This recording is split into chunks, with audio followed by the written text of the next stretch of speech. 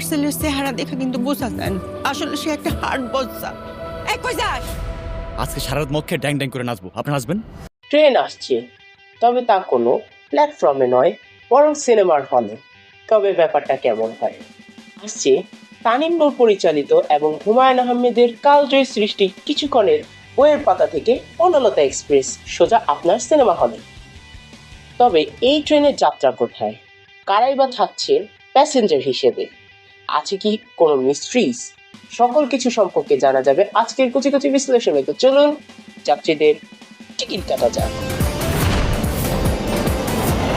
পরিচালক তানিম নূর আমাদেরকে এমন এক জার্নিতে নিয়ে যাচ্ছেন যেখানে ট্রেনের জানলার বাইরের দৃশ্য যতটা সুন্দর, ভেতরের মানুষগুলোর মন ততটাই ধূসর। ট্রেনের প্রত্যেকটা বগিতে রয়েছে ভিন্ন কিছু চরিত্র এবং তাদের ভিন্ন সব গল্প।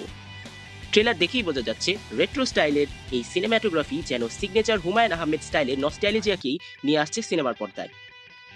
এই ট্রেনের যাত্রীদের ব্যাপারে যদি বলি, আছে মা ভীতু ডাক্তার, যার ডাক্তারের চেয়ে বেশি জাদুকরিতেই শখ। আমি ডক্টর হাসান। বিরাট গুণধর পুত্র আমার, বাংলার নয়া জুয়েলাই। আছে অজানার পথে হারিয়ে যাওয়া এক তরুণী Chitra. It's not your way. আছে বদমেজাজি স্বামী, আচ্ছা তো মনে হয় ট্রেনে হয়ে যাবে। কি গজব নাজিল হইলো।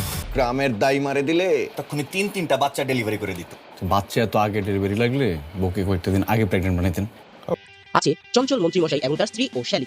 লোকজন যখন আমাদের দেখে মাঝে মাঝে ভাবে বানরের গলায় মুক্তার মালাটা কে দিল। মাঝে মাঝে না, মানুষ সবসময় এই কথা ভাবে। আছে আমেরিকান অ্যানোয়িং মুরব্বী। আপনার পরিচয়? বাকের ভাই। আমি একটু দৈত্য। Nice to meet you. এই ট্রেনের গন্তব্য কোথায়?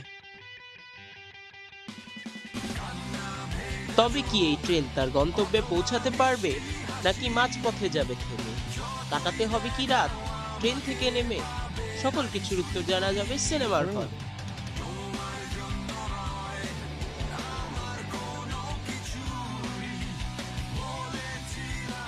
ভাইবাতে কাজ হয়নি, প্র্যাকটিক্যাল দেখাতে হবে। দেখি পুরো হাবলঙ্গের বাজার বসছে।